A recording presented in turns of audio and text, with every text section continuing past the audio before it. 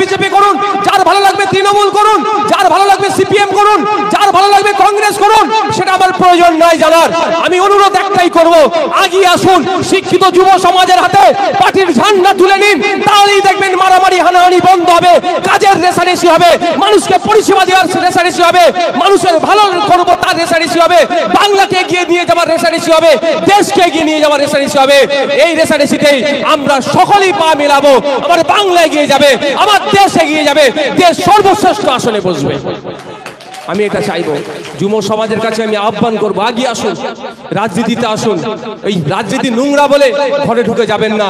আমিও যখন রাজনীতির ময়দানে প্রথম পা দিয়েছিলাম, আমাদের ভালোবাসার মানুষেরা আমাদেরকে বারণ করেছিল। কেন বারণ করেছিল? যে রাজনীতি নোংরা জায়গা।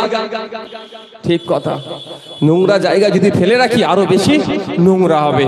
আমি এখন নোংরা পরিষ্কার করতে নেমেছি, হাতে নোংরা লেগেছে, তবে হ্যাঁ, পরিষ্কার হয়ে গেলে আমার হাতটাও ভাই ধুয়ে নিতে হবে, আর না হলে চোর তাড়িয়ে ডাকাত নিয়ে আসা হবে। এটা আমার মাথায় আমাদের মাথায় রাখতে হবে। বন্ধুগণ, বৃষ্টি হচ্ছে, ছেড়ে দিয়ে সকলে ভালো থাকবেন, সুস্থ থাকবেন। আমি একটা মেসেজ দিয়ে আমার বক্তব্যটা শেষ করব। মেসেজটা এটাই, ভোট আগিয়ে আসবে, ভোট আগিয়ে আসবে, ভোট আগিয়ে আসবে, ভোট প্রচার হবে, যার যাকে ভালো লাগবেন তাকে ভোট দেবেন। আমি একটা শুধু মেসেজ আপনাদের দিতে চাই। আচ্ছা, আপনারা কোনোদিন দেখেছেন শুভেন্দু অধিকারীর সাথে মমতা ব্যানার্জির হাতাহাতি লড়াই হতে? দিলীপ ঘোষের সাথে মোহাম্মদ সেলিমের হাতাহাতি লড়াই হতে? ফিরহাদ হাকিমের সাথে অধীর রঞ্জন চৌধুরীর হাতাহাতি লড়াই হতে?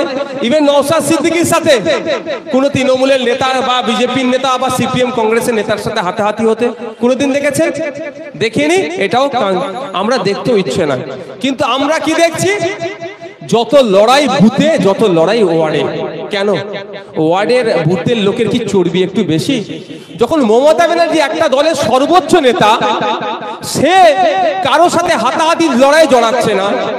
যখন শ্রমিক ভট্টাচার্যা একটা রাজনৈতিক দলের পশ্চিমবাংলার সর্বোচ্চ নেতা, সে যখন কারো সাথে হাতাহাতি লড়াই জড়াচ্ছে না, যখন মোহাম্মদ সেলিম সাহেব